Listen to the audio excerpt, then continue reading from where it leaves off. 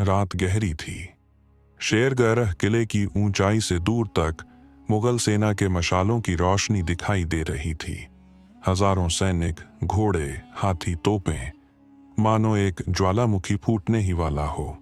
लेकिन किले के भीतर अब कोई युद्ध दल नहीं बचा था।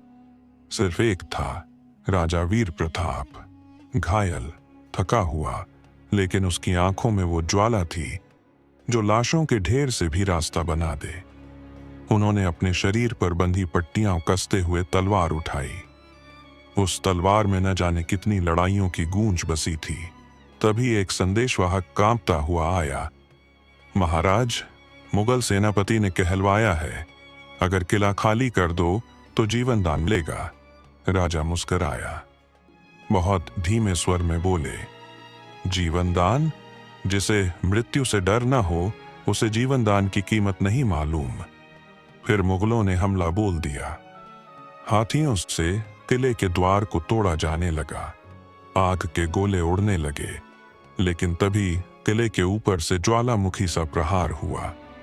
वीर प्रताप ने खुद ऊंचाई से जलते हुए तेल के घड़े गिराए, अग्निबाण बरसाए। मुगल चौंक गए। उन्हें लगा था अंदर कोई बचा नहीं, पर अब वे एक पागल, अकेले, घायल राजा से जूझ रहे थे, जो मरने को तैयार था पर झुकने को नहीं।